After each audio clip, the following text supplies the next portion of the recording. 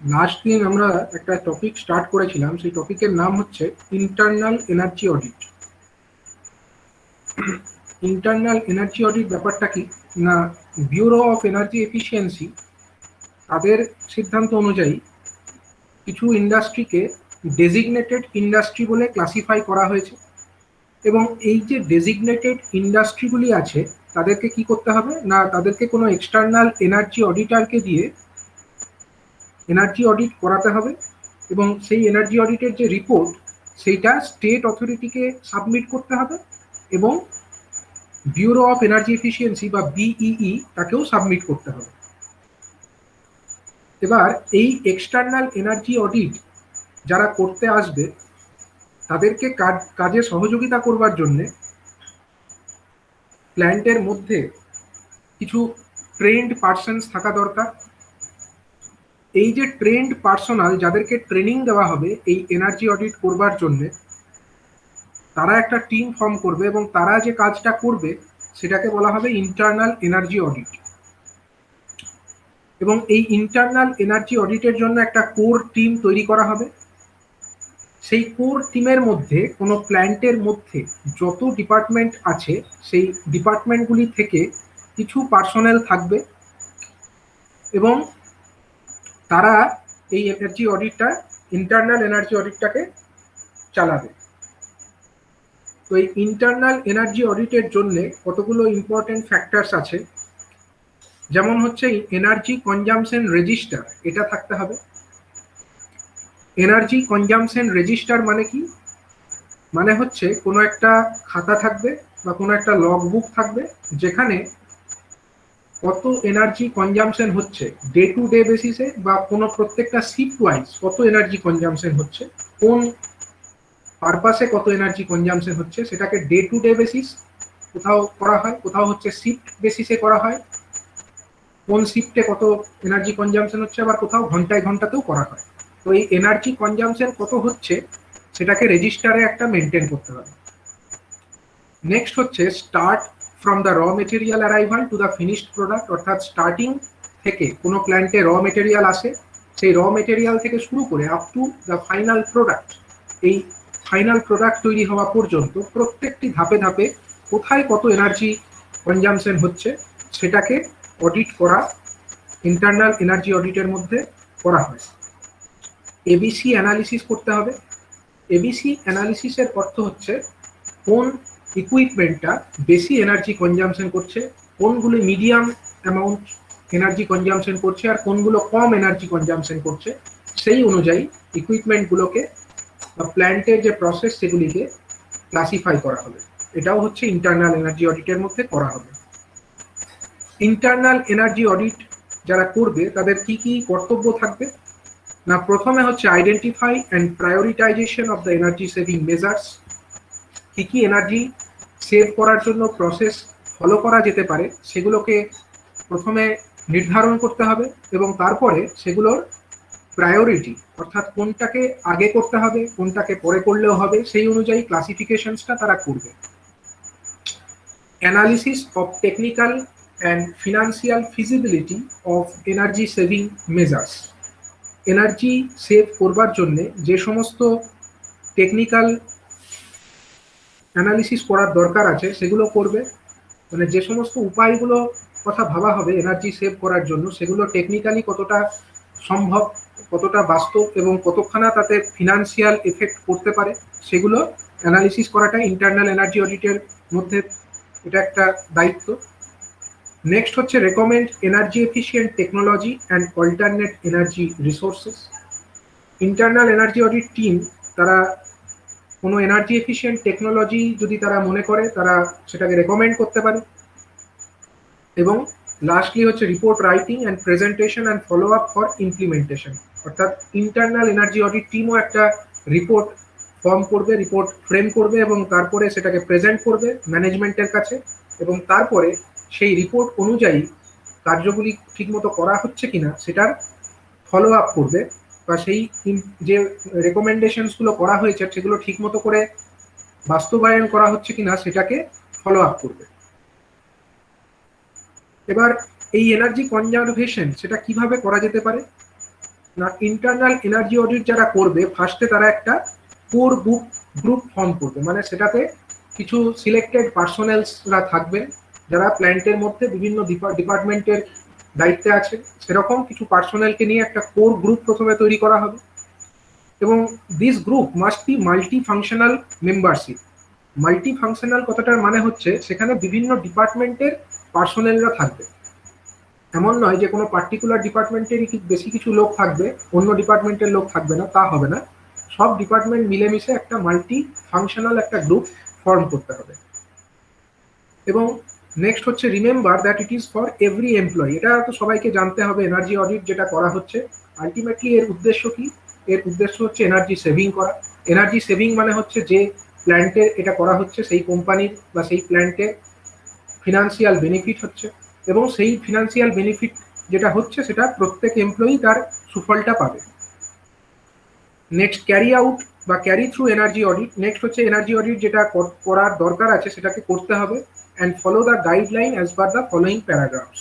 মানে এই পরবর্তী প্যারাগ্রাফগুলোতে কি পদ্ধতিতে এনার্জি অডিটটা করা হবে, অর্থাৎ এই ইন্টারনাল এনার্জি অডিট কি পদ্ধতিতে করা হবে সেটার একটা গাইডলাইন বলা হচ্ছে, সেই অনুযায়ী ইন্টারনাল এনার্জি অডিটটা করা হবে। তো এনার্জি অডিটের মধ্যে প্রথমে আমরা ইলেকট্রিক্যাল এনার্জির কথা ভাববো। ইলেকট্রিক্যাল এনার্জির ক্ষেত্রে এনার্জি অডিটটা কিভাবে করা হচ্ছে না, ফার্স্টে thoroughly analyse item, study the production sequencing operations, work out fixed energy needs.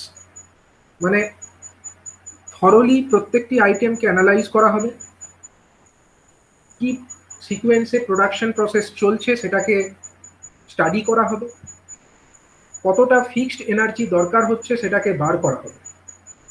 তারপরে হচ্ছে next work out the variable energy. Variable energy অর্থাৎ প্ল্যান্টের প্রসেস চলাকালীন রানিং এর জন্য কত এনার্জি কনজামশন হচ্ছে সেটাকে আমরা বলবো ভ্যারিয়েবল এনার্জি। সেটাকে ক্যারি আউট করতে হবে বা সেটাকে ওয়ার্ক আউট করতে হবে, মানে সেটাকে নির্ণয় করতে হবে। নেক্সট হচ্ছে study energy requirements per unit production in the last few years based on old data. এটা কি? এটা হচ্ছে যে এক ইউনিট প্রোডাক্ট তৈরি করার জন্য, ধরা যাক কোনো সিমেন্ট প্ল্যান্ট, সেখানে প্রোডাক্ট কি সিমেন্ট, সিমেন্ট মানে হচ্ছে কত মেট্রিক টন সিমেন্ট তৈরি হয়েছে, এবং আর এনার্জির একক কি, এনার্জির একক হচ্ছে কেডব্লিউএইচ। সেখানে পার ইউনিট প্রোডাকশনের জন্য কত এনার্জি লেগেছে, অর্থাৎ কেডব্লিউএইচ পার মেট্রিক টন, যেটাকে আমরা স্পেসিফিক এনার্জি কনজামশন বলি, সেই ডেটাটাকে বার করতে হবে। এটা কিভাবে বার করবে না, লাস্ট কয়েক বছরের যে ওল্ড ডেটা প্ল্যান্টের থেকে অ্যাভেলেবেল আছে সেখান থেকে এটা ক্যালকুলেট করা হবে। তারপরের কাজ কি, নেক্সট হচ্ছে breakup energy needs to various categories. মানে প্রত্যেকটা ক্যাটাগরিতে অর্থাৎ ফিক্সড এনার্জি চার্জ কত, ভ্যারিয়েবল এনার্জি চার্জ কত, বা তারপরে হচ্ছে কোন পার্টিকুলার ইউনিটে বা কোন পার্টিকুলার ডিপার্টমেন্টে কত এনার্জি লেগেছে, এরকম ভাবে সেটাকে ব্রেকআপ করা, সেটা হচ্ছে নেক্সট স্টেপ। এবারে আমরা দেখব যে ফিক্সড এনার্জি কস্ট এটা কিভাবে বার হবে না। Fixed energy cost it is based on working pattern and hence it is necessary to study the possibility of changing the working pattern. অর্থাৎ প্ল্যান্টে কি পদ্ধতিতে কাজ করা হচ্ছে তার উপরে এটা নির্ভর করে ফিক্সড এনার্জি কস্টটা, এবং সেইটা তো প্ল্যান্টের ওয়ার্কিং প্রসিডিওর বা প্যাটার্নের উপরে নির্ভর করছে। তাহলে অ্যানালিসিস যেটা করতে হবে যে ওয়ার্কিং প্যাটার্নকে যদি চেঞ্জ করা যায় সেটা কি আদৌ বাস্তবে সম্ভব, যদি সম্ভব হয় তাহলে তার মাধ্যমে কতটা ফিক্সড এনার্জি কস্ট সেভ করা যাবে সেটাকে অ্যানালিসিস করা হবে। ফিক্সড এনার্জি কস্টের মধ্যে কি কি আসতে পারে না, fixed energy cost consists of administration and allied building, yard lighting, housekeeping requirements, warehouse. মানে অ্যাডমিনিস্ট্রেশন বা যেখানে হচ্ছে হেড, কোনো প্ল্যান্টের একটা অ্যাডমিনিস্ট্রেটিভ অফিস থাকে সেইখানে যে এনার্জি কনজামশন হচ্ছে, বা ইয়ার্ড লাইটিং, যে সমস্ত ইয়ার্ড আছে সুইচ ইয়ার্ড বা অন্য কোনো স্ক্র্যাপ ইয়ার্ড বা এই জাতীয় যে ইয়ার্ডগুলো আছে সেখানে লাইটিং এর জন্য কতটা এনার্জি লাগছে। নেক্সট হাউসকিপিং রিকোয়ারমেন্টস এবং ওয়্যারহাউসিং। ওয়্যারহাউসিং মানে স্টোর, এই জাতীয় জায়গাগুলোতে যে এনার্জি কনজামশন হচ্ছে এগুলোকে বলা হচ্ছে ফিক্সড এনার্জি কস্ট। তো এই ফিক্সড এনার্জি কস্টটাকে অ্যানালিসিস করে দেখতে হবে যে সেখানে ওয়ার্কিং প্যাটার্নকে অল্টারেশন করে কোনোভাবে এনার্জি কনজাম্পশন কম করা যায় কিনা। নেক্সট হচ্ছে variable energy cost. Variable energy মানে যেটা ভ্যারি করে, কিসের ওপরে ভ্যারি করে না প্রোডাকশন ভলিউমের ওপরে ভ্যারি করে। যদি প্রোডাকশন ভলিউম বেশি হয় তাহলে ভ্যারিয়েবল এনার্জি রিকোয়ারমেন্ট বেশি হবে। প্রোডাক্ট মিক্সের উপরে ডিপেন্ড করে এবং টাইপ অফ প্রোডাক্ট অর্থাৎ কি ধরনের প্রোডাক্ট সেই প্ল্যান্টে তৈরি হচ্ছে তার উপরেও সেটা নির্ভর করে। এই ভ্যারিয়েবল এনার্জি কস্ট তাহলে এই সমস্ত ফ্যাক্টরের উপরে ডিপেন্ড করছে, তো সেইগুলোকে ইন্টারনাল এনার্জি অডিট টিমের মাধ্যমে সেগুলোকে স্টাডি করতে হবে। ইউটিলিটিস আর electricity, fuel, water, compressed air, inert gas, steam or hot air, chilled water or brine, hot oil, air cooling and conditioning। এই সমস্ত অর্থাৎ বিদ্যুৎ, জ্বালানি, জল, কম্প্রেসড এয়ার, ইনার্ট গ্যাস, গরম জল, চিল্ড ওয়াটার মানে ঠান্ডা জল বা চুন জল, নেক্সট হচ্ছে hot oil, air cooling and conditioning. এই সমস্ত হচ্ছে এক একটা প্ল্যান্টের মধ্যে এই সমস্ত ইউটিলিটিসগুলো থাকতে পারে। এই সমস্ত ইউটিলিটিসগুলো কত এনার্জি কনজিউম করবে সেটা কিসের উপরে ডিপেন্ড করবে না সেই প্ল্যান্টে কত প্রোডাক্ট জেনারেট হচ্ছে, কি ধরনের প্রোডাক্ট জেনারেট হচ্ছে, এই সমস্ত ফ্যাক্টরের উপরে। কিন্তু এগুলো কখনোই ফিক্সড থাকবে না, এগুলো হচ্ছে ভ্যারি করবে। যত বেশি প্রোডাক্ট হবে তত বেশি এগুলোর পরিমাণ বেড়ে যাবে। সুতরাং এই সমস্ত স্টাডিগুলো করতে হবে যেগুলো ভ্যারিয়েবল এনার্জি কস্টের মধ্যে কনসিডার করা হবে। তো এইভাবে energy cost, fixed and variable energy cost analysis করা হবে। এবার ইলেকট্রিক্যাল সাবস্টেশন চেকলিস্ট। ইলেকট্রিক্যালের যে সাবস্টেশনসগুলো থাকবে, কোনো প্ল্যান্টের মধ্যেও অনেক ছোট ছোট সাবস্টেশন থাকে, তো সেখানে সাবস্টেশনের মধ্যে চেকলিস্ট কি কি হবে, কি কি দেখতে হবে না প্রথমে study the basic data of the distribution Transformers.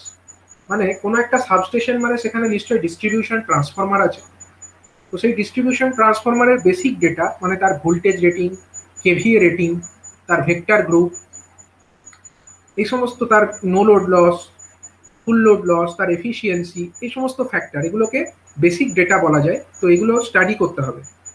Next হচ্ছে record maximum demand at various stages of production. মানে বিভিন্ন সময়ে প্রোডাকশন তো বিভিন্ন হয়েছে, কোনো সময় হয়তো প্রোডাকশন বেশি হয়েছে, কোনো সময় কম হয়েছে, কোনো পার্টিকুলার সিজনে হয়তো বেশি প্রোডাকশন হয়, কোনো পার্টিকুলার সিজনে হয়তো কম হয়, বা দিনের কোনো পার্টিকুলার সময়ে হয়তো বেশি প্রোডাকশন হয়, অন্য সময় হয়তো কম হয়। তো এই যে বিভিন্ন সময়ে যে প্রোডাকশন কোথায় কখন কত হচ্ছে সেই অনুযায়ী কি ভ্যারি করবে না সাবস্টেশনের যে ম্যাক্সিমাম ডিমান্ড সেইটা ভ্যারি করবে।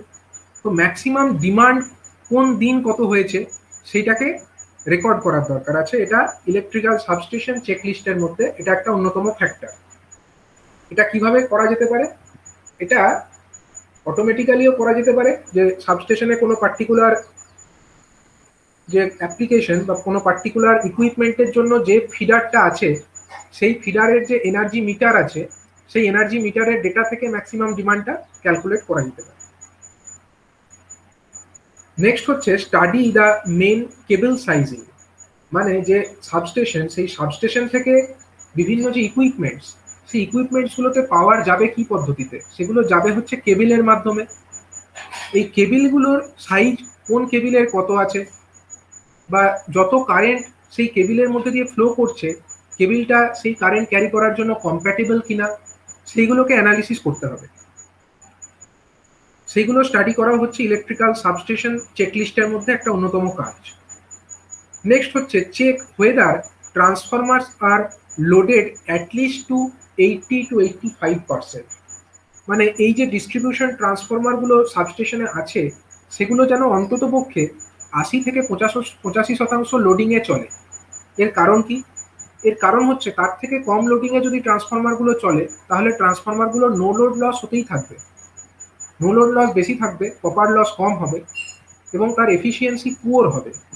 এবং আমরা জানি একটা ট্রান্সফরমারের ম্যাক্সিমাম এফিসিয়েন্সি তখনই হয় যখন তার no load loss equal to copper loss হয়। তো বেশিরভাগ ক্ষেত্রেই দেখা গেছে এটা এই ৮০-৮৫% এরকম পার্সেন্টেজ অফ লোডিং এর ক্ষেত্রেই দেখা গেছে ম্যাক্সিমাম এফিসিয়েন্সি পাওয়া যায়। তাই লক্ষ্য রাখতে হবে যেন ট্রান্সফরমারগুলো অন্ততপক্ষে ৮০-৮৫% লোডিং এ চলে। Next, when there are many transformers working in parallel, there is a good scope to switch off some during the lean period. এমন অনেক ক্ষেত্রেই হয়, ধরো কোনো একটা পার্টিকুলার সাবস্টেশন, সেই সাবস্টেশনে কিছু ট্রান্সফরমার, ধরো এটা একটা ট্রান্সফরমার আছে, এই ট্রান্সফরমার থেকে পাওয়ার এলো, একটা বাসের মধ্যে পাওয়ার এলো, আবার ধরো আরেকটা ট্রান্সফরমার আছে, সেটা থেকেও পাওয়ার এলো, সেটাও বাসের মধ্যে এলো, আবার ধরো আরেকটা ট্রান্সফরমার আছে, সেই ট্রান্সফরমার থেকে পাওয়ার এসে বাসের মধ্যে পড়লো। এবার এই যে বাস, সেই বাস থেকে কি হয়, বাস থেকে পাওয়ার গুলো লোডে চলে যায়। ধরা যাক এটা একটা লোড, এটা একটা কোনো লোডে গেল, সে ইট ইজ L1, এটা একটা অন্য লোডে গেল, সে ইট ইজ L2, এটা একটা লোডে গেল, সাপোজ ইট ইজ L3। তো সাবস্টেশনের মধ্যে বেসিক্যালি কি থাকে, ট্রান্সফরমার থাকে, আর এই যে বাস বলছি, বাস মানে বেসিক্যালি একটা কপার বা অ্যালুমিনিয়ামের পাত, এবং সেখান থেকে যে পাওয়ারটা লোডে যাবে এর মধ্যে কি থাকবে, সার্কিট ব্রেকার থাকবে। এবং এই একটা ট্রান্সফরমার থেকে যে লোড একটা বাসে এসে পড়লো, তো একটা বাসে যে একটাই ফিডার থাকবে বা একটাই লোড থাকতে পারে এমন নয়, তো আমরা এখানে আরো লোড রাখতে পারি। সাপোজ ইট ইজ L4, এটা আরেকটা লোড এখানে আছে L4, সাপোজ এখানেও আরেকটা লোড আছে L5, বা আরো লোড থাকতে পারে, সাপোজ ইট ইজ L6। ধরা যাক এটাতে আরেকটা লোড আছে, সাপোজ ইট ইজ L7। মানে একটা ফিডার থেকে, একটা বাস থেকে যে একটাই আউটগোয়িং ফিডার বেরোতে পারে এরকম ব্যাপার নয়। এবার এই যে বিভিন্ন ট্রান্সফরমার থেকে, suppose it is T1, it is transformer number 2, so T2, suppose it is T3, তিনটে ট্রান্সফরমার থেকে এরকম আমরা দেখালাম পাওয়ারটা এইভাবে এসেছে। এবার এই যে বাসে পাওয়ারটা এসেছে, এই বাসগুলোর মধ্যে কি থাকে, বাসগুলোর মধ্যে থাকে বাস কাপলার, ঠিক আছে, বাসগুলোর মধ্যে থাকে বাস কাপলার। তো ট্রান্সফরমারগুলোকে যখন আমরা প্যারালালে চালাতে চাই, দুটো ট্রান্সফরমারকে যদি আমরা প্যারালালে চালাতে চাই, তখন আমরা কি করতে পারি, আমরা এই যে বাস, এই ট্রান্সফরমারের যে বাস, এটা হচ্ছে সাপোজ B1, আমি নাম দিলাম এই B1, suppose this bus is called B2 আর this bus is called B3, ঠিক আছে। এই যে বাস B1 এর সঙ্গে B2 কে আমরা কাপল করে দিতে পারি। কিভাবে করতে পারি, তার জন্য আমাদেরকে এই বাস কাপলারটাকে অন করতে হবে। সাপোজ এই বাস কাপলারের নাম আমরা দিলাম বাস কাপলার, বাস কাপলার নাম্বার 1, এটা একটা বাস কাপলার, এটা একটা বাস কাপলার, বাস কাপলার নাম্বার 2। তো আমরা কি করতে পারি না, এই বাস কাপলার গুলোকে অন করে দিতে পারি। এগুলোও এক একটা সার্কিট ব্রেকার। যদি আমরা এটাকে অন করে দিই তাহলে ব্যাপারটা কিরকম হবে, যদি আমরা ট্রান্সফরমার গুলোকে প্যারালালে চালাই তাহলে এই বাস কাপলারটা অন হয়ে যাবে। অন হয়ে ব্যাপারটা কিরকম হবে না, এইটা এই বাসটা এই বাসের সঙ্গে জুড়ে যাবে। আবার এইটাকেও যদি আমরা জুড়তে চাই, বাস নাম্বার 2 আর বাস নাম্বার 3 কেও যদি আমরা প্যারালালি করতে চাই, মানে ট্রান্সফরমার 2 আর ট্রান্সফরমার 3 কে যদি প্যারালালে চালাতে চাই, তার জন্য আমরা এখানে যে বাস কাপলার আছে সেটাকেও আমরা অন করে দিতে পারি। তো এরকম পরিস্থিতিতে যদি আমরা অনেকগুলো ট্রান্সফরমার, তাদের যে বাস, সেগুলোকে যদি আমরা প্যারালাল করে দিই, মানে ট্রান্সফরমারগুলোকে প্যারালাল অপারেশন করি, তো অনেক ক্ষেত্রে দেখা যায় যে হয়তো লিন আওয়ার্স, মানে যখন লোড রিকোয়ারমেন্ট কম আছে, তখন হয়তো এই ফিডার যেগুলো এখান থেকে বেরিয়েছে, লোড যেগুলো গেছে, সেই লোডগুলোর যে ডিমান্ড সেটা কমে গেছে। তখন হয়তো এই আমরা ধরে নিচ্ছি প্রত্যেকটাই হলো 10 MVA ট্রান্সফরমার, আমি ধরে নিচ্ছি T1 ও 10 MVA, T2 ও হচ্ছে 10 MVA, ঠিক আছে, T2 ও হচ্ছে 10 MVA, আর T3 ও হচ্ছে সাপোজ 10 MVA, এটাও সাপোজ 10 MVA। তো তিনটে 10 MVA ট্রান্সফরমার ধরা যাক আমরা প্যারালাল করে চালাচ্ছি। এবার হয়তো লিন আওয়ার্স, যখন যখন রাতের বেলা ধরো কোনো লোড কম আছে, সেই সময় হয়তো এই সমস্ত ফিডারগুলোর সম্মিলিত লোড হয়তো দেখা যাচ্ছে 12 MVA, 12 MVA। তখন আমি কি করব, তখন কি আমার আর তিনটে ট্রান্সফরমারকে চালিয়ে রাখার দরকার আছে? আমরা যদি বাস কাপলার মেরে চালাই বা ট্রান্সফরমারগুলোকে প্যারালাল করে চালাই, তখন তো আমার দুটো ট্রান্সফরমারকে চালিয়ে রাখলেই হবে। দুটো ট্রান্সফরমার 20 MVA দেবে, সেটা দিয়েই তো 12 MVA লোড আমরা ইজিলি ক্যাটার করতে পারবো। তাহলে আমার এই 3 নাম্বার ট্রান্সফরমারটাকে তখন আর চালিয়ে রাখার দরকার নেই, তখন আমরা এই সার্কিট ব্রেকার অফ করে ট্রান্সফরমারটাকে পাওয়ার অফ করে দেবো, ট্রান্সফরমারটাকে নো লোডে চালাবো, কিন্তু বা ট্রান্সফরমারটাকে আমরা পাওয়ার মেন পাওয়ার থেকে বন্ধ করে দেবো, তাহলে ট্রান্সফরমারটা চলবে না। আর ট্রান্সফরমারটা না চলা সত্ত্বেও কিন্তু আমাদের যে লোড রিকোয়ারমেন্ট সেটা ফুলফিল হয়ে যাবে। এবার এই ট্রান্সফরমার যদি না চলে তাহলে সুবিধাটা কোথায়? সুবিধাটা হচ্ছে যে এই ট্রান্সফরমারটা চললে যে নো লোড লসটা হতো, সেই নো লোড লসটা থেকে মানে সেই নো লোড লসটা বাঁচানো গেল বা সেভ করা গেল। তো এইভাবে দেখতে হবে যে when there are many transformers working in parallel there is a good scope to switch off some during lean period। তো এটা দেখতে হবে অ্যানালিসিস করে। এনার্জি অডিট যারা করবে তারা দেখবে যে লিন আওয়ার্সে এরকম কি করা যায় যে কয়েকটা ট্রান্সফরমার হয়তো লিন আওয়ার্সে বন্ধ রাখলেও চলছে, তো সেরকম যদি করা সম্ভব হয় সেক্ষেত্রে সেটার মাধ্যমে কিন্তু এনার্জি সেভিং করা যেতে পারে।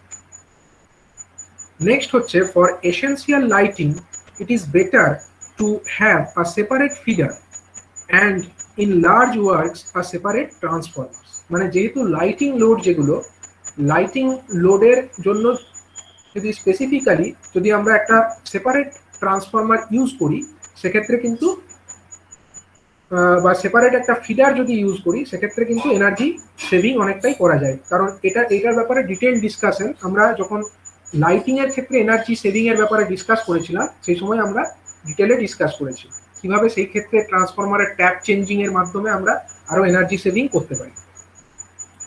তো এইটা একটা প্রসিডিওর যে লাইটিং লোড যেগুলো আছে কোনো প্ল্যান্টের মধ্যে বা কোনো জায়গাতে, সেই জায়গার লাইটিং লোডের জন্য আমরা সেপারেট ট্রান্সফরমার ইউজ করতে পারি, তাতে ট্যাপ চেঞ্জিং ফেসিলিটি থাকা দরকার এবং তার সঙ্গে আমরা একটা সেপারেট ফিডার ইউজ করতে পারি।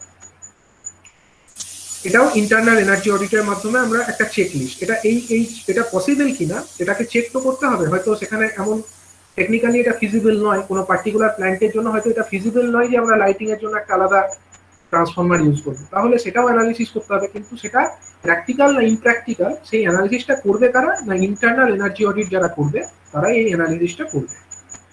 নেক্সট হচ্ছে normal iron losses are quite low, but in case of doubt it is preferred to carry out iron loss testing. মানে ট্রান্সফরমারগুলোর ক্ষেত্রে যে নো লোড লস বা আয়রন লস যেটা হয় সেটা সাধারণত তার পরিমাণটা কমই হয়, কিন্তু যদি এনার্জি অডিট টিম এসে লক্ষ্য করে যে কোনো পার্টিকুলার ট্রান্সফরমার সাপোজ নো লোডে চলা অবস্থাতেই যথেষ্ট পরিমাণে এনার্জি কনজামশন করছে, সেটা কিভাবে করা যেতে পারে অ্যানালিসিসটা? ধরো এই ট্রান্সফরমারটা, এটাকে আমরা নো লোডে রাখছি মানে ট্রান্সফরমারের হাই ভোল্টেজ সাইডে পাওয়ার আছে কিন্তু লো ভোল্টেজ সাইডে সার্কিট ব্রেকার আমরা অফ করে রাখছি, মানে কোনো লোড সেখানে অ্যাপ্লাই করছি না। তো সেই অবস্থায় ট্রান্সফরমার তো চলবে, ট্রান্সফরমার চলে কত এনার্জি সেই ট্রান্সফরমারটা কোনো পার্টিকুলার সময়ের মধ্যে কনজিউম করলো সেটা আমরা এনার্জি মিটারের মাধ্যমে রেকর্ডিংটা পেয়ে যাব। সেটা হচ্ছে এই ট্রান্সফরমারটা নো লোড লস, সেটা একটা পার্টিকুলার সময়, ধরা যাক 24 ঘন্টা সময় ধরে স্টাডি করা হলো। এবার যদি দেখা যায় ট্রান্সফরমারের যা রেটিং সেই অনুযায়ী নো লোড লসটা যা পার্সেন্টেজ সেটা যদি সিগনিফিকেন্টলি হাই হয় সেক্ষেত্রে কি করতে হবে না ডিটেলে এই ট্রান্সফরমার সম্পর্কে তার নো লোড অ্যানালিসিস করতে হবে। সেটা কি করে মানে সেটা কিভাবে আইডেন্টিফাই করবে না এনার্জি অডিটের মাধ্যমে আইডেন্টিফাই করবে। ইন্টারনাল এনার্জি অডিটের মাধ্যমে প্রত্যেকটা ট্রান্সফরমার যেগুলো ইলেকট্রিক্যাল সাবস্টেশনের মধ্যে রয়েছে সেগুলোর এরকম ভাবে নো লোড লস অ্যানালিসিস করবে এবং যদি কোনো ডাউট হয় সেক্ষেত্রে তার আয়রন লস টেস্টিং করবে, নো লোড টেস্ট করবে, দিয়ে দেখবে সেটাকে। নেক্সট হচ্ছে capacitor banks at the substation will reduce the voltage drop. এটাও একটা চেকলিস্ট যে ক্যাপাসিটার ব্যাংক যদি ইনস্টল করা সম্ভব কিনা সেই সাবস্টেশনে, যদি সম্ভব করা যায় সেটা কি করবে না সেটা হচ্ছে ভোল্টেজ ড্রপ যেটা হয় সেই ভোল্টেজ ড্রপটাকে নালিফাই করবে। কারণ আমরা জানি ক্যাপাসিটার ব্যাংক ভোল্টেজ ড্রপটাকে নালিফাই করে এবং ভোল্টেজ লেভেলটাকে তার নির্দিষ্ট ভ্যালুতে মেনটেন করতে সাহায্য করে। অ্যান্ড আরেকটা লাস্ট চেকলিস্ট সেটা হচ্ছে maintain the power factor around unity. দেখতে হবে যে সাবস্টেশনের যে power factor, overall power factor যেটা আছে, পাওয়ার ফ্যাক্টরটা যেন নিয়ারলি ইউনিটির কাছাকাছি থাকে, এটা দেখতে হবে। তো ইলেকট্রিক্যাল সাবস্টেশনের ক্ষেত্রে এই হলো আমাদের চেকলিস্ট। এবার হচ্ছে মোটরের ক্ষেত্রে কি চেকলিস্ট ফলো করতে হবে। মোটর চেকলিস্ট হচ্ছে all the big motors should run to around 85 to 90% load if load is variable। মানে 80 to 90% লোডে চলা উচিত প্রত্যেকটা বিগ মোটর, মানে বড় মোটরগুলো 80 থেকে 90% লোডে চলা উচিত। এবার যদি লোড ভ্যারিয়েবল হয় তখন কি করতে হবে না, then it is better to study idling time load variation by fixing timer and meters. মানে যদি দেখা যায় যে কোনো পার্টিকুলার মোটর তার লোডটা ভ্যারি করছে, মানে কনস্ট্যান্ট লোড নয়, কখনো বেশি কখনো কম, এরকম লোড যদি থাকে মোটরের ক্ষেত্রে, তাহলে দেখতে হবে যে মোটরটা কত সময় আইডেল থাকছে, মানে বসে থাকছে, মোটরের কোনো কাজ থাকছে না, এবং লোডের ভ্যারিয়েশন কত থেকে কত রেঞ্জের মধ্যে হচ্ছে, এগুলোকে অ্যানালিসিস করতে হবে। মানে মোটরের লোড কত পার্সেন্ট টু কত পার্সেন্ট ভ্যারি করছে। যদি মোটরের ফুল লোড মানে ফুল লোড রেটিং যদি আমার 10 কিলোওয়াট হয়, ধরা যাক মোটরের কোনো সময় লোড আছে 1 কিলোওয়াট, কখনো লোড হয়তো আছে 8 কিলোওয়াট ম্যাক্সিমাম, তাহলে এই ভ্যারিয়েশনটা কত হচ্ছে, এই যে 1 কিলোওয়াট বা 8 কিলোওয়াট যেটা আমরা পেলাম যে ম্যাক্সিমাম আর মিনিমাম লোড, সেটা তো আর এমনি পাওয়া যাবে না, সেটাকে ইন্টারনাল অডিট প্রসেস যখন চলবে তখন সেটাকে অ্যানালিসিসের মাধ্যমে বার করতে হবে যে লোডটা কত ভ্যারি করছে এবং সেটা কত সময়ের মধ্যে ভ্যারি করছে। তো সেটার জন্য কি করতে হবে না, টাইমার লাগাতে হবে, টাইমার ইনস্টল করতে হবে এবং মিটার লাগাতে হবে। মিটারের মাধ্যমে আমরা ডেটাটা পাবো যে কোন সময় কত এনার্জি কনজাম্পশন করছে বা কোন সময় কত লোড সেই মোটর আছে, মোটরের কত লোড আছে সেটা জানার জন্য আমাদের মিটারের দরকার। ঠিক আছে, নেক্সট হচ্ছে capacitor for large motor is desirable. দেখতে হবে যে সেখানে যে লার্জ মোটরস আছে, বেশি রেটিং এর যে মোটরগুলো আছে, সেগুলোর কি হয়, সেগুলোর হচ্ছে ইন্ডাকটিভ এফেক্টটা অনেক বেশি হয়। ইন্ডাকটিভ এফেক্ট অনেক বেশি হওয়ার জন্য সেটার জন্য পাওয়ার ফ্যাক্টর যেটা আছে সেটা অনেকটা ড্রপ করে যায়। তো সেটা যেন পাওয়ার ফ্যাক্টর ড্রপ না করে এবং পাওয়ার ফ্যাক্টরটা নিয়ারলি ইউনিটির কাছাকাছি থাকে, তার জন্য সেখানে মোটরের জন্য ক্যাপাসিটার লাগানো যায় কিনা সেটা দেখতে হবে। ক্যাপাসিটার লাগিয়ে সেটার পারফরমেন্স ইমপ্রুভ করা যায় কিনা সেটা দেখতে হবে। নেক্সট হচ্ছে if the motor is loaded only 50% of its capacity, then change the connection to star from delta।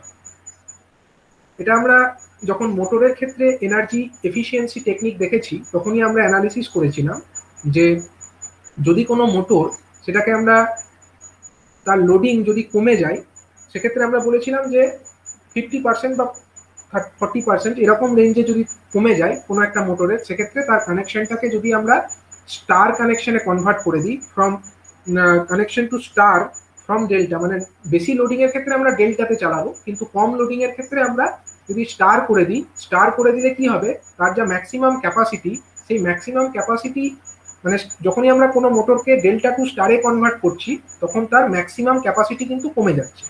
এবং যেহেতু মোটরটা অলরেডি তার ডেল্টা অবস্থায় থাকাকালীন ম্যাক্সিমাম ক্যাপাসিটির 50% লোডিং এর থেকে কমে চলছিল, তাকে যদি আমরা ডেল্টা থেকে সরিয়ে স্টারে কনভার্ট করে দিই, সেক্ষেত্রে কি হবে না, স্টার অবস্থায় যেহেতু তার ম্যাক্সিমাম রেটিংটাই অলরেডি কমে গেছে, তো স্টারের সাপেক্ষে সে কিন্তু তার যা ম্যাক্সিমাম ক্যাপাসিটি সেই হিসাবে 70 to 80% লোডিংয়েই চলবে।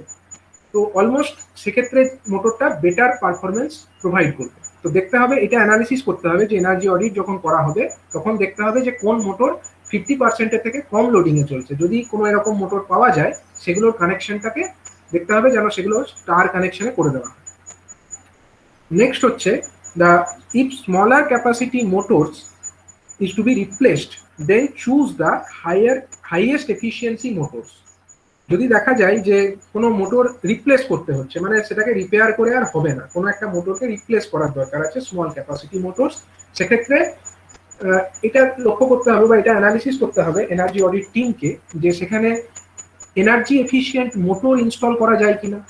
কারণ এনার্জি এফিশিয়েন্ট মোটরের ক্ষেত্রে আমরা কি দেখেছি না, তার ক্ষেত্রে কিন্তু no load loss, copper loss, friction loss, windage loss, সমস্ত ধরনের লসই কিন্তু কম।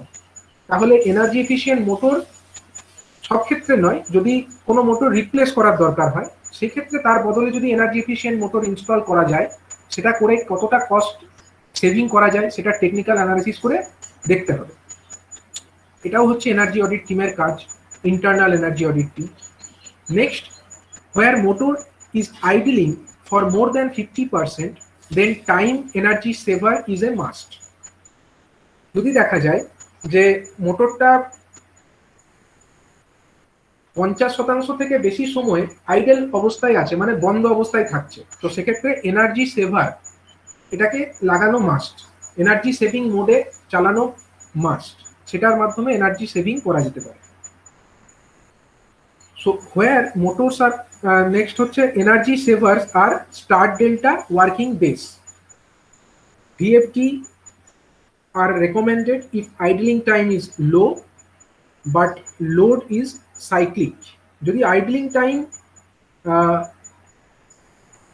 বেশি হয় তখন আমরা স্টার্ট ডেল্টা কনভার্টার ইউজ করতে পারি, অটোমেটিক স্টার্ট ডেল্টা স্টার্টার। যদি বেশি সময় ধরে সেটা আইডেল থাকে সেক্ষেত্রে অটোমেটিক স্টার্ট ডেল্টা স্টার্টার বা স্টার্ট ডেল্টা কনভার্টার এটা আমরা ব্যবহার করতে পারি। কিন্তু যদি আইডিয়াল টাইম কম হয় সেক্ষেত্রে তো আমরা automatic start delta starter use করলে হবে না, কারণ স্টার্ট টু ডেল্টা কনভার্ট হওয়ার জন্য যে চেঞ্জ ওভার টাইম এটাতে প্রোডাকশন হ্যাম্পার্ড হবে। তো আইডলিং টাইম যেখানে কম সেক্ষেত্রে কি ব্যবহার করা যেতে পারে না, সেখানে ভ্যারিয়েবল ফ্রিকোয়েন্সি ড্রাইভ ব্যবহার করা যেতে পারে। তো এই অ্যানালিসিস গুলো মোটরের ক্ষেত্রে যে করবে সেটা হচ্ছে ইন্টারনাল এনার্জি অডিট টিমের মাধ্যমে করা হবে। তো এতক্ষণ পর্যন্ত আমরা দুটো চেকলিস্ট দেখলাম, একটা হচ্ছে ইলেকট্রিক্যাল সাবস্টেশনের ক্ষেত্রে কি কি চেকলিস্ট, নেক্সট হচ্ছে মোটরের ক্ষেত্রে কি কি চেকলিস্ট ফলো করতে হবে। এবার ইলেকট্রিক্যাল ডিস্ট্রিবিউশন সিস্টেমের কি কি চেকলিস্ট আছে সেটা দেখে নেওয়া যাক। না, ইলেকট্রিক্যাল ডিস্ট্রিবিউশনের চেকলিস্ট গুলোতে বলছে যে fix meters for one very feeder, মানে প্রত্যেকটি ফিডারের জন্য, অ্যাকচুয়ালি অন এভরি ফিডার হবে, একটু মিস্টেক হয়ে গেছে, এটা হচ্ছে এভরি ফিডার, মানে প্রত্যেকটি ফিডারের জন্যই কিন্তু আমাদেরকে এনার্জি মিটার ইনস্টল করতে হবে। নেক্সট হচ্ছে যে check cable sizing and loading, মানে কোন ফিডারে কত কেবল সাইজ আছে। এই যে কোনো একটা পার্টিকুলার ফিডার ধরো কোনো একটা লোডে যাচ্ছে, এগুলো কিসের মাধ্যমে যায়, এগুলো হচ্ছে এক একটা কেবল। প্ল্যান্টের মধ্যে বেসিক্যালি ওভারহেড লাইন কমই থাকে, এগুলো হচ্ছে কেবল লাইন।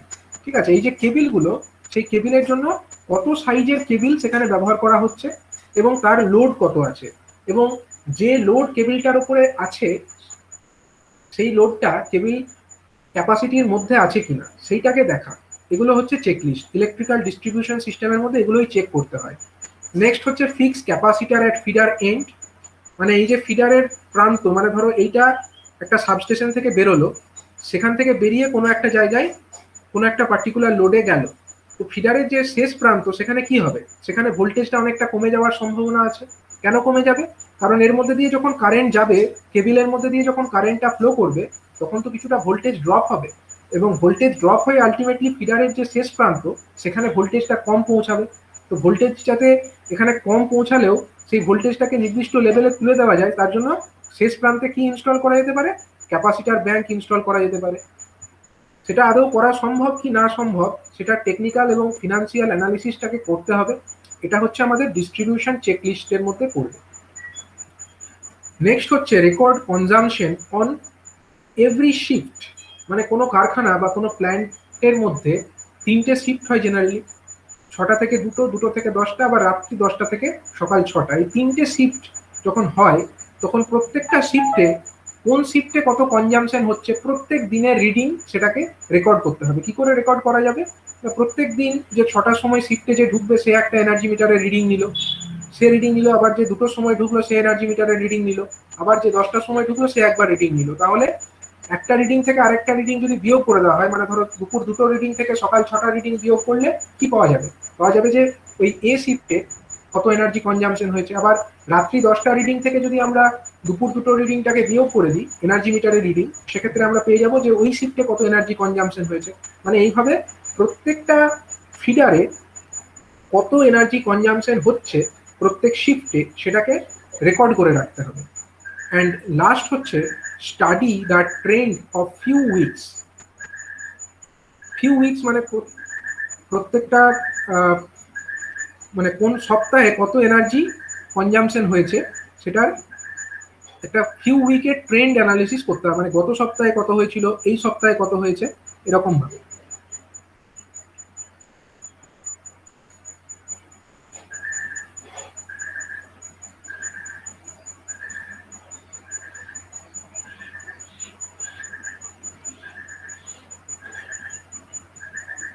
আচ্ছা, ইলুমিনেশন সিস্টেমের ক্ষেত্রে কি কি চেকলিস্ট ফলো করা যেতে পারে? এখানে ইলুমিনেশনটা রংলি এখানে প্রিন্টেড হয়ে গেছে, এটা অ্যাকচুয়ালি এই প্যারাগ্রাফে হওয়ার কথা। ইলুমিনেশনটা সিস্টেমের ক্ষেত্রে কি কি চেকলিস্ট ফলো করা যেতে পারে না, ইলুমিনেশন সিস্টেমের ক্ষেত্রে as far as possible all works places should have maximum natural light।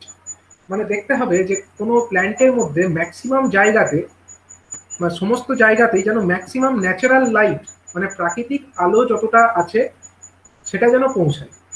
প্রকৃতির আলো যদি বেশি পৌঁছায় বা যতটা প্র্যাকটিক্যালি পসিবল ততটা যদি পৌঁছায়, তাহলে কি হবে, আমাদের আর্টিফিশিয়াল যে লাইট বা ইলুমিনেশনের জন্য আমরা যে লাইটগুলোকে সেখানে ইনস্টল করব সেগুলোর রিকোয়ারমেন্টটা কমে যাবে।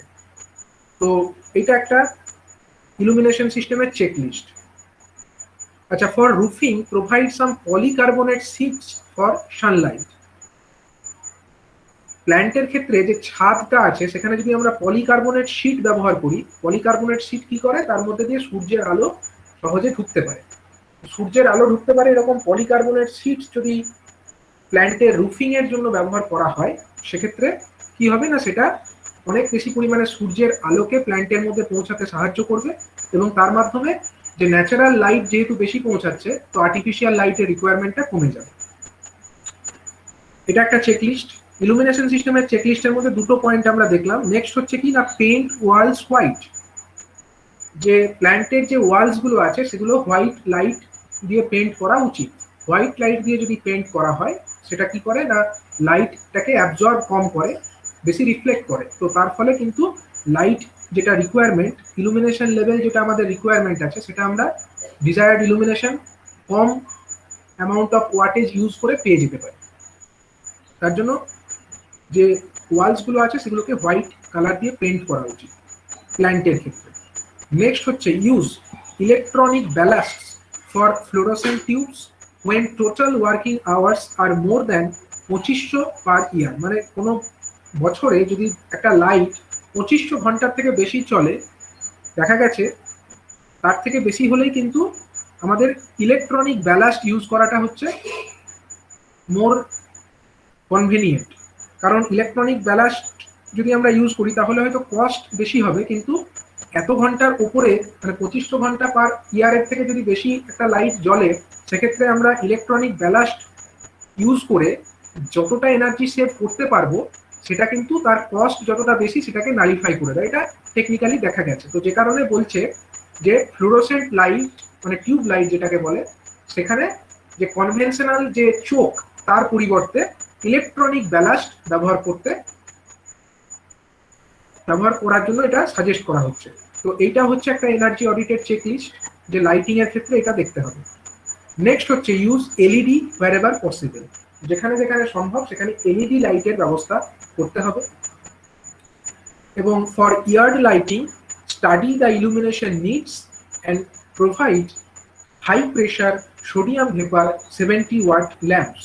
দেখা গেছে যে ইয়ার্ড লাইটিং এর ক্ষেত্রে 70 ওয়াটের যে high pressure sodium vapour lamp, সেগুলোই হচ্ছে সব থেকে বেশি এফিশিয়েন্ট। তো এগুলোকে ইনস্টল করা আছে কিনা বা এগুলো ইনস্টল করা যায় কিনা, সেই analysis, technical and financial analysis, it is also a part of internal energy audit. ঠিক আছে, তো এতক্ষণ পর্যন্ত আমরা 4টে চেকলিস্ট দেখলাম: electrical substation, motor, electrical distribution system and illumination systems. এবারে আমরা দেখব যে ভেন্টিলেশন সিস্টেমের ক্ষেত্রে কি কি করা যেতে পারে না, unless otherwise specified maximum cross ventilation is best. যত বেশি ক্রস ভেন্টিলেশন করা হবে তত কিন্তু মোর এফিশিয়েন্ট হবে ব্যাপারটা। তো যে কারণে ম্যাক্সিমাম ক্রস ভেন্টিলেশনের এফিশিয়েন্ট মানে ইউটিলাইজেশনটা করতে হবে, বা করা যায় কিনা সেটা দেখতে হবে ভেন্টিলেশন সিস্টেম যখন অডিট করা হবে তখন। Use big ventilator instead of ceiling fans in work areas. বড় ভেন্টিলেটর ব্যবহার করতে বলা হচ্ছে। বড় ভেন্টিলেটর ব্যবহার করলে সেখান দিয়ে যে এক্সজস্ট গ্যাস যেটা আমরা চাইছি বাইরে বেরিয়ে যাক, সেটা বাইরে বেরিয়ে চলে যাবে। সিলিং ফ্যানের পরিবর্তে যদি এই বিগ ভেন্টিলেটর ইউজ করা হয় ওয়ার্ক এরিয়াতে, তাহলে কিন্তু যে কুল থাকবে এবং কুলিং নেচারটা বজায় থাকবে, এবং সিলিং ফ্যান চালানোর জন্য যে ইলেকট্রিক্যাল এনার্জি ইউটিলাইজেশন হতো সেটা আমাদের বেঁচে যাবে। তো তো বিগ ভেন্টিলেটর এটা ইউজ করা যায় কিনা, যে ওয়ার্কিং প্লেস সেখানে বিগ ভেন্টিলেটর ইউজ করে সিলিং ফ্যানের রিকোয়ারমেন্টটাকে কম করা যায় কিনা সেটাকে টেকনিক্যালি অ্যানালিসিস করতে হবে। নেক্সট হচ্ছে for ceiling fans in administrative blocks and offices use electronic regulators. এটাও একটা ঠিক যে বিভিন্ন যে অ্যাডমিনিস্ট্রেটিভ বিল্ডিং বা এই জাতীয় জায়গা সেখানে যে সিলিং ফ্যানসগুলো আছে সেই সিলিং ফ্যানের যে রেগুলেটর সেই কনভেনশনাল রেজিস্ট্যান্স বেস রেগুলেটরের পরিবর্তে বর্তমানে যে ইলেকট্রনিক রেগুলেটর পাওয়া যায় সেইগুলো ইউজ যদি করা হয় তাহলে অনেক কম এনার্জি তাতে খরচ হবে। তো এইটা দেখতে হবে এনার্জি অডিট করবার সময়, এটাও চেকলিস্টের মধ্যে রাখতে হবে। তো এতক্ষণ পর্যন্ত আমরা যে 5টা জিনিসের চেকলিস্ট দেখলাম এগুলো বেসিক্যালি হচ্ছে কি ইলেকট্রিক্যাল সিস্টেমের চেকলিস্ট। দেখো প্রত্যেকটা চেকলিস্টের মাধ্যমেই আমরা আলটিমেটলি কিন্তু ইলেকট্রিক্যাল এনার্জিকে সেভ করতে পারবো। নেক্সট এবার আমরা চলে আসছি যে কম্প্রেসড এয়ার, এটাও একটা প্ল্যান্টের ক্ষেত্রে খুব vital factor. Compressed air system যেটা আছে তো সেখানেও কিছু কিছু চেকলিস্ট ফলো করা যেতে পারে, বা ইন্টারনাল এনার্জি অডিট যখন করা হবে তখন কিছু কিছু ফ্যাক্টর কম্প্রেসড এয়ারের ক্ষেত্রেও অ্যানালিসিস করে দেখতে হবে। তো প্রথমে দেখো কম্প্রেসড এয়ার এটা কিন্তু বেশিরভাগ ইন্ডাস্ট্রিতে ইউজ করা হয় এবং এটা একটা এমন এরিয়া যেখানে ম্যাক্সিমাম কনজারভেশন পোটেনশিয়াল, মানে প্ল্যান্টের মধ্যে সব থেকে বেশি যদি কোথাও এনার্জি সেভিং করা সম্ভব হয় সেটা হয়তো এই কম্প্রেসড এয়ার সিস্টেমটা। কম্প্রেসড এয়ার সিস্টেমে বেসিক্যালি করা কি হয়, এখানে হচ্ছে একটা প্ল্যান্টের মধ্যে বিভিন্ন জায়গায় হাই প্রেসারের এয়ার দরকার হয়। ন্যাচারাল যে এয়ারের প্রেসার তার থেকে অনেক বেশি হাই প্রেসারের মধ্যে এয়ারের দরকার হয়। তো সেই যে হাই প্রেসার রিকোয়ারমেন্ট সেটা কি করে পাবো আমরা, না একটা কম্প্রেসার থাকে, কম্প্রেসারের মাধ্যমে বাতাসকে চাপ দিয়ে কম্প্রেসড এয়ার জেনারেট করা হয় এবং সেই কম্প্রেসড এয়ারটাকে ফার্দার প্ল্যান্ট প্রসেসে ইউটিলাইজ করা হয়। তো দেখতে হবে যে study the compressed air needs and also the pressure requirements, মানে কোন জায়গায় কতটা কম্প্রেসড এয়ারের দরকার। মানে কোনো প্ল্যান্টের মধ্যে তো বিভিন্ন প্রসেসের মধ্যে কম্প্রেসড এয়ারটা কাজে লাগছে, এবার কোন প্রসেসে অ্যাকচুয়ালি কতটা কম্প্রেসড এয়ার দরকার বা আদৌ দরকার কিনা, বা দরকার হলে সেখানে যে কম্প্রেসড এয়ার তার প্রেসারটা কত লেভেলে থাকা উচিত সেইগুলোকে থরলি অ্যানালিসিস করতে হবে। এটা হচ্ছে ইন্টারনাল এনার্জি অডিটের মধ্যে একটা কাজ। নেক্সট হচ্ছে check the compressed air piping design and capacity. এর মানে কি, কম্প্রেসড এয়ার যেটা কম্প্রেসার থেকে বেরোবে, কম্প্রেসড এয়ার যেটা কম্প্রেসার থেকে বেরোবে সেটা তো একটা পাইপ লাইনের মধ্যে দিয়ে যাবে, সেই পাইপ লাইন থেকে ফার্দার অনেক সাব পাইপের মাধ্যমে সেগুলো কোনো প্রসেসের মধ্যে চলে যাবে। এই যে ছোট ছোট পাইপ সেগুলোর মধ্যে ধরো কোনো প্রসেসের মধ্যে চলে যাচ্ছে। এবার একটা ধরো কম্প্রেসার, এটা ধরো কম্প্রেসার, সেখান থেকে কম্প্রেসড এয়ার এই মেন পাইপে এলো, সেখান থেকে এই সমস্ত সাব পাইপের মাধ্যমে বিভিন্ন প্রসেসে চলে গেল। তো দেখতে হবে যে এই কম্প্রেসড এয়ারের যে পাইপগুলো ডিজাইন করা হয়েছে এই পাইপ ডিজাইনগুলো ঠিকঠাক আছে কিনা, pipe design is proper or not, ঠিক আছে, এবং সেগুলোতে তার ক্যাপাসিটি ঠিকঠাক আছে কিনা। এর যা ক্যাপাসিটি হওয়ার কথা একটা নির্দিষ্ট প্রেশার লেভেল ক্যারি করার জন্য পাইপের যতটা ক্রস সেকশন থাকার কথা বা পাইপের যেরকম ডিজাইন হওয়ার কথা সেটা ঠিকমতো আছে কিনা সেটা দেখতে হবে। যেরকম আমরা ইলেকট্রিক্যাল সিস্টেমে কি দেখেছিলাম যে ফিডারের মধ্যে দিয়ে কোনো একটা পার্টিকুলার ফিডার সেখানে সাবস্টেশনের যে বাস বার সেখান থেকে পাওয়ার কিভাবে যায়, কেবিলের মাধ্যমে যায়। সেখানে আমরা কেবিলের ক্রস সেকশনাল এরিয়া দেখেছিলাম, তার ম্যাক্সিমাম কারেন্ট ক্যাপাসিটি দেখেছিলাম। ঠিক সেরকম ভাবে মেকানিক্যাল সিস্টেমের ক্ষেত্রে এই কম্প্রেসড এয়ারটা একই রকম ব্যাপার।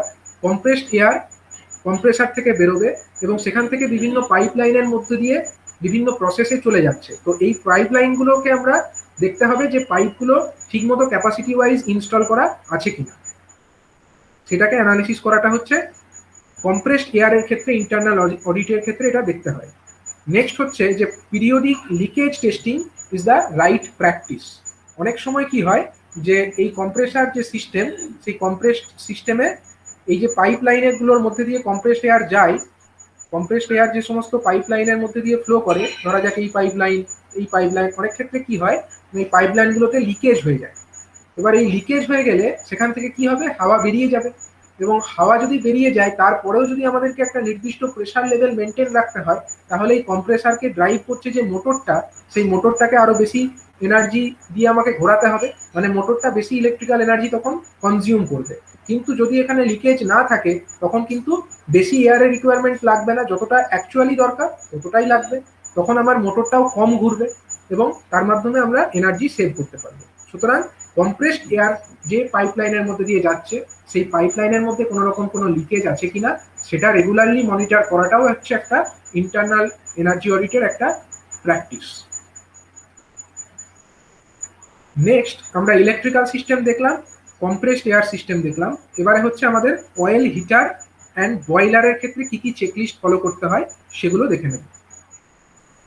না, বয়লার বা অয়েল হিটার তাদের ক্ষেত্রে একটা কম্বাশন এফিসিয়েন্সি বলে একটা ফ্যাক্টর আছে। কম্বাশন এফিসিয়েন্সি ব্যাপারটা কি?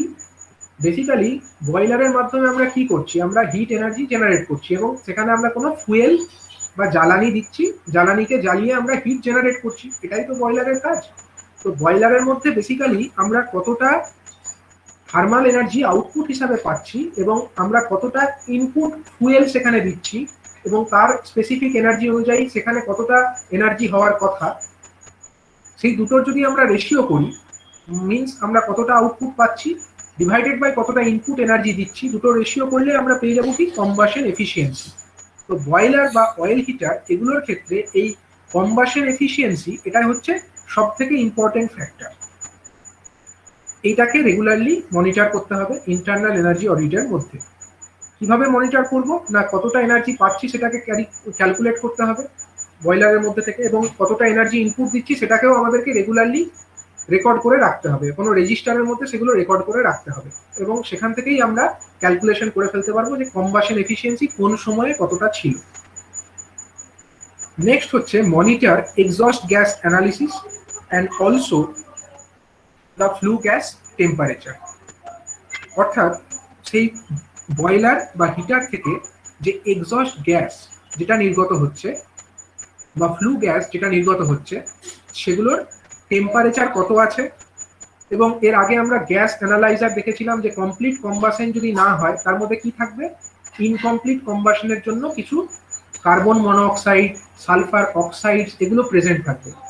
এগুলো প্রেজেন্ট থাকার অর্থ কি, কম্বাশনটা ঠিকমতো হয়নি, ইনকমপ্লিট কম্বাশন হয়েছে। তো কমপ্লিট কম্বাশন হয়েছে না ইনকমপ্লিট কম্বাশন হয়েছে সেটাকে জানবো কিভাবে? জানবো হচ্ছে সেখান থেকে যে গ্যাসটা নির্গত হচ্ছে এক্সস্ট গ্যাস বা ফ্লু গ্যাস, সেটাকে আমরা অ্যানালিসিস করব এবং সেখান থেকে আমরা বুঝতে পারবো যে কমপ্লিট কম্বাশনটা হয়েছে কিনা, এবং তার সঙ্গে সঙ্গে ফ্লু গ্যাস যেটা আছে তার টেম্পারেচারটাকেও রেকর্ড করতে হবে। এটাও হচ্ছে ইন্টারনাল এনার্জি অডিটের মধ্যে একটা চেক পয়েন্ট। নেক্সট হচ্ছে for better efficiency use recommended additives but check pH of the additives. মানে বেটার এফিসিয়েন্সির জন্য দেখতে হবে যদি কোনো অ্যাডিটিভস, কিছু যদি অ্যাডিশনাল কোনো এলিমেন্ট অ্যাড করতে হয় সেটা দেখতে হবে, সেটার স্কোপ আছে কিনা অ্যানালিসিস করতে হবে। নেক্সট হচ্ছে for partial loads make use of smaller capacity nozzles, this শেপস ফুয়েল। যদি লোড রিকোয়ারমেন্ট কম থাকে সেক্ষেত্রে আমরা বড় ক্যাপাসিটি নজেল ইউজ করবো না, আমরা স্মল ক্যাপাসিটির যদি নজেল ইউজ করি তাহলে সেখান দিয়ে পার্শিয়াল লোডের যে রিকোয়ারমেন্ট সেটাকে আমরা মিট করতে পারবো এবং পার্শিয়াল লোডিং এর সময়ে আমরা আমাদের জ্বালানির পরিমাণটাও কম লাগবে এবং এর মাধ্যমে কি হবে, এর মাধ্যমে আমরা ফুয়েল সেভ করতে পারবো। সুতরাং এইটা পসিবল কিনা, কোন সময় লোডিং বেশি আছে না কম আছে সেই অনুযায়ী আমাদের নজেলটাকে অ্যাডজাস্ট করা এবং ফুয়েলটাকে কম বেশি করা, এটা হচ্ছে ইন্টারনাল এনার্জি অডিটের মধ্যে একটা check point. Carrying the oil testing periodically, oil হিটারের ক্ষেত্রে অয়েলটাকে রেগুলারলি টেস্ট করতে হবে। নেক্সট হচ্ছে ক্লিন কয়েলস পিরিয়ডিক্যালি, মানে বয়লার বা অয়েল হিটার যাই হোক তার মধ্যে যে কয়েলস গুলো থাকে, কয়েলের মধ্যে অনেক সময় ডাস্ট পার্টিকেলস জমা হয়ে তার যা এফিসিয়েন্সি সেটাকে হ্যাম্পার্ড করে দেয়, তার মধ্যে দিয়ে সহজে কিন্তু হিট ফ্লো হতে পারে না যদি তার মধ্যে কোনো ডাস্ট পার্টিকেলস জমা হতে থাকে। তো রেগুলারলি কি করতে হবে, কয়েলগুলোকে ক্লিন আপ করতে হবে এবং ঠিকমতো ক্লিন হচ্ছে কিনা সেটা অডিট টিম মনিটর করবে। নেক্সট হচ্ছে preheat the inlet air for oil heaters. কোনো অয়েল টাইপ হিটারের মধ্যে যে ইনলেট যে এয়ারটা ঢুকছে, মানে যে এয়ারটাকে আমরা ইন করাচ্ছি, সেইটাকে যদি প্রথমেই একটু প্রি হিট করে পাঠানো যায়, তাহলে কি হবে, তাহলে আমাদের সেখানে অয়েল হিটারের অয়েল রিকোয়ারমেন্টটা কমে যাবে এবং এটার মাধ্যমে কিন্তু আমরা অনেকটা এনার্জি সেভ করতে পারবো। তো সেই সেটা টেকনিক্যালি পসিবল কিনা, বাট সেটা পসিবল হলে ঠিকমতো করছে কিনা সেটা মনিটর করাটা হচ্ছে এনার্জি অডিট ইন্টারনালি যারা করছে, ইন্টারনাল এনার্জি অডিট টিম, তারা চেক করবে। নেক্সট হচ্ছে choose oil temperature 20 to 30 degree above the maximum required temperature. এটা হলে বেটার এফিসিয়েন্সি পাওয়া যায় বলে দেখা গেছে। তো এটা ঠিকমতো মনিটর করা হচ্ছে কিনা, এটাও হলো check point for internal energy audit. 3 রকম টাইপের আমরা দেখলাম। প্রথমে ইলেকট্রিক্যাল এনার্জি, তারপরে হলো কম্প্রেসড এয়ার, তারপরে হচ্ছে অয়েল হিটার এবং বয়লারের ক্ষেত্রে কি কি চেক পয়েন্ট থাকবে। এবারে আমরা চলে আসবো ইনসুলেশন। ইনসুলেশনের ক্ষেত্রে কি কি চেক পয়েন্ট থাকতে পারে। ইনসুলেশন মিনস সেখানে বেসিক্যালি থার্মাল ইনসুলেশনের কথা বলা হচ্ছে না। All hot oil lines including even ভালভস should be insulated. যেখানে গরম অয়েল লাইন্স আছে সেই সমস্ত পাইপ লাইন্সগুলোকে কি করতে হবে, ইনসুলেট করতে হবে। ইনসুলেশন করলে সেখান থেকে রেডিয়েশনের মধ্যে দিয়ে যে হিট লসটা হতো সেই হিট লসটা আর হবে না। তো এটা ঠিকমতো ইনসুলেশনটা আছে কিনা সেটা চেক করাটা এনার্জি অডিট টিমের কাজ। নেক্সট হচ্ছে reactor tops should also be insulated. যে রিয়াক্টরের মধ্যে রিয়াকশনটা হচ্ছে সেই রিয়াক্টরের যে টপটা, ছাদটা, কোনো ফার্নেস হতে পারে, বয়লার হতে পারে, তো সেগুলোর যে ছাদ সেগুলো ঠিক মতো করে ইনসুলেটেড থাকা উচিত। ইনসুলেটেড হলে সেখান দিয়ে যে হিটটা রেডিয়েট করে অ্যাটমসফিয়ারে চলে যেতে পারতো সেটা যাবে না, হিটটা কন্টেন্ট এরিয়ার মধ্যে থাকবে এবং তার মাধ্যমে হিট লস কম হবে। সুতরাং এই রিয়াক্টর টপ ঠিকমতো ইনসুলেটেড থাকা উচিত, এটা হচ্ছে চেক পয়েন্ট একটা। নেক্সট হচ্ছে periodic pressure testing is the best practice. Pressure testing মানে হচ্ছে কোনো পার্টিকুলার লেভেলের একটা থার্মাল এনার্জি দিয়ে টেস্ট করা যে ওই ইনসুলেশনটা ওটাকে উইথস্ট্যান্ড করতে পারছে কিনা। যেরকম আমাদের ধরো ইনসুলেটার, ইলেকট্রিক্যাল সিস্টেমের ইনসুলেশন চেক করতে গেলে ধরো একটা 11 কেভি ইনসুলেটার, তাকে হয়তো আমরা 21 কেভি দিয়ে আমরা বা 23 কেভি দিয়ে আমরা হয়তো চেক করি। 11 কেভি ইনসুলেটার তাকে আমরা 23 কেভি কম সময়ের জন্য দেবো এবং চেক করবো যে সেটা উইথস্ট্যান্ড করতে পারছে কিনা। ঠিক সেরকম ভাবে এখানে থার্মাল সিস্টেমের ক্ষেত্রেও যে থার্মাল ইনসুলেশনস গুলো আছে সেগুলো একটা নির্দিষ্ট থার্মাল এনার্জিকে উইথস্ট্যান্ড করতে পারে। তার থেকে বেশি থার্মাল এনার্জি দিয়ে টেস্ট করা, যে রেগুলারলি সেটা টেস্ট করে দেখতে হবে সেটা উইথস্ট্যান্ড করতে পারছে কিনা। যদি পারে তাহলে বুঝবো যে ইনসুলেশন ঠিক আছে, যদি না পারে সেক্ষেত্রে এনার্জি অডিট টিম তারা সাজেস্ট করবে যে ইনসুলেশনের রিপেয়ার বা রিপ্লেসমেন্টের প্রয়োজন আছে। তো এই ইনসুলেশন চেকলিস্ট এটাও হচ্ছে এনার্জি অডিট তার একটা কম্পোনেন্ট। নেক্সট হচ্ছে ইনস্ট্রুমেন্টেশন চেকলিস্ট। ইনস্ট্রুমেন্টেশন মানে হচ্ছে বিভিন্ন যন্ত্রপাতি, সেখানে যে ইনস্ট্রুমেন্ট ইউজ করা হবে বা মেজারিং ডিভাইসেস বা প্রোটেক্টিং ডিভাইসেস যেগুলো ইনস্ট্রুমেন্ট হিসাবে আমরা জানি সেগুলো ইনস্টল করা হচ্ছে। তো তার কিছু কিছু চেকলিস্ট আছে।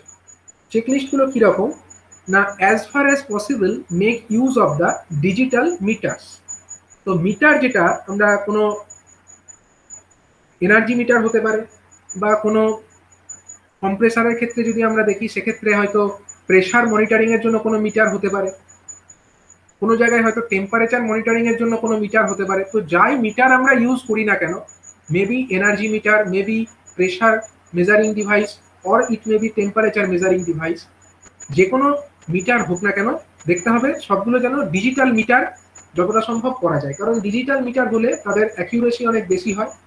তো এটা এনার্জি অডিট টিমের একটা দায়িত্ব যে তারা দেখবে যেন বেশিরভাগ জায়গাতে যত মিটার আছে সেগুলো যেন ডিজিটাল মিটার থাকে। For better control microprocessor are best suited than on off controllers. মানে ম্যানুয়াল অন অফ কন্ট্রোলারের থেকে যদি microprocessor based controller use করা হয় সেক্ষেত্রে কারোর টেকনিক্যাল কোনো পার্সোনালের কোনো এররের ওপরে সেটা নির্ভর করবে না। মাইক্রো প্রসেসর বেসড যদি কোনো কন্ট্রোলার থাকে সেটা কি করবে, সেটা হচ্ছে অটোমেটিক্যালি সেই সিস্টেমটাকে অন অফ করবে, সেটা অনেক বেশি ক্যালকুলেশনসটা অনেক বেশি বেটার হবে। সেখানে যদি আমরা মেকানিক্যাল কোনো সিস্টেম ইউজ করতাম, সেখানে কিন্তু অতটা ভালো মনিটরিংটা হতো না বা অতটা ভালো প্রোটেকশনও আমরা পেতাম না। যেরকম এর এক্সাম্পল একটা আমরা ভাবতে পারি যে ইলেকট্রিক্যাল যে সিস্টেম, সেখানে সাবস্টেশনে যে প্রোটেকশন সিস্টেম আছে, সাবস্টেশনের প্রোটেকশন সিস্টেমের জন্য ইউজ করা হয় কিছু সার্কিট ব্রেকার। তো সেই সার্কিট ব্রেকারগুলোকে অন অফ করার জন্য কে থাকে? রিলে থাকে। এই যে রিলে, এই রিলেগুলো আগে বেশিরভাগ টাইপের যে রিলে হতো সেগুলো হতো ইলেকট্রোম্যাগনেটিক টাইপের রিলে। সেখানে একটা চাকা থাকতো, ফল্ট এলে সেই চাকা ঘুরে রিলেটাকে ট্রিপ করাতো। কিন্তু বর্তমানে যে সমস্ত রিলে দেখতে পাবে সেখানে কিন্তু মাইক্রো প্রসেসর বেসড বা মাইক্রো কন্ট্রোলার বেসড রিলে।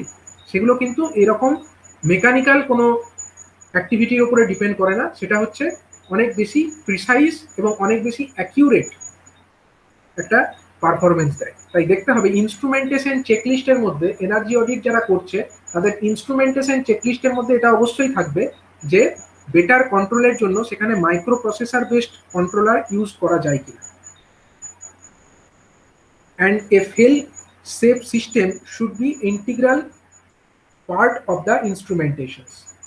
অর্থাৎ কোনো কারণে কোনো ফেইলিওর যদি হয়, তার থেকে সেই ইনস্ট্রুমেন্টটা যেন সেফটি প্রোভাইড করতে পারে, কোনো ফেলিওর থেকে যেন সেফটি প্রোভাইড করতে পারা, সেটা হচ্ছে ইনস্ট্রুমেন্টেশনগুলোর মধ্যে একটা অন্যতম ইন্টিগ্রাল পার্ট। এটা আছে কিনা এটা মনিটর করাটাও হচ্ছে ইনস্ট্রুমেন্টেশন চেকলিস্ট তার মধ্যে পড়ছে।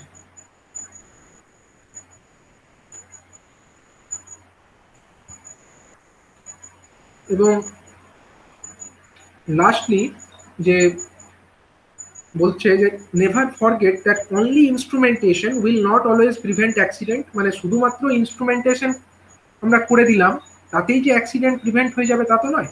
তার সঙ্গে দেখতে হবে যে হিউম্যান কন্ট্রোল, হিউম্যান ফ্যাক্টরটাও কিন্তু থাকছে এবং ইনস্ট্রুমেন্টেশনের ক্ষেত্রে। তাই ইনস্ট্রুমেন্টগুলো যেগুলো ইনস্টল করা হচ্ছে for better precision and better accuracy, সেই ইনস্ট্রুমেন্টগুলো অপারেট করবে যারা, তাদের থরো ট্রেনিং হচ্ছে কিনা এটাও কিন্তু ইন্টারনাল এনার্জি অডিটের মধ্যে এই ইনস্ট্রুমেন্টেশন চেকলিস্টের মধ্যে একটা পার্ট। মানে এনার্জি অডিট টিম যারা আসবে তারা এটাও খোঁজ নেবে যে এটা তো তারা দেখবেই যে সেখানে প্রপার ইনস্ট্রুমেন্টেশন আছে কিনা, ডিজিটাল মিটার আছে কিনা, মাইক্রো প্রসেসর বেস সিস্টেম আছে কিনা।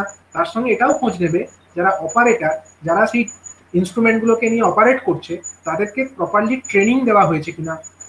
এটা চেক করাটাও কিন্তু একটা অন্যতম major part for internal energy audit. ঠিক আছে, তো এতক্ষণ পর্যন্ত আমরা ইন্টারনাল এনার্জি অডিটের 5টা চেকলিস্ট আমরা দেখলাম। এছাড়াও আর কিছু পয়েন্টস আছে, যেটা হচ্ছে লাস্ট দুটো পয়েন্ট, অর্থাৎ এনার্জি কনজারভেশন এবং হিট রিকভারি। এগুলো আমরা পরের দিন এ সম্পর্কে আলোচনা করব। আজকে আমরা 5টা চেকলিস্ট যেগুলো ইন্টারনাল এনার্জি অডিটের ক্ষেত্রে আছে, যেমন electrical system, compressed air system, insulation system, oil heater and বয়লারের ক্ষেত্রে কি চেকলিস্ট আছে এবং ইনস্ট্রুমেন্টেশনের ক্ষেত্রে কি কি চেকলিস্ট আছে, সেগুলো আমরা ডিটেলে ডিসকাস করলাম। পরের দিন আমরা এনার্জি কনজারভেশন এবং হিট রিকভারি সম্পর্কে ডিসকাস করব এবং তারপরে আমরা ইলেকট্রিসিটি অ্যাক্ট 2003 এটা নিয়ে ডিসকাস করব এই টপিকের উপরে। আচ্ছা, আজকের টপিকের উপরে কোনো কোয়ারি কারোর আছে?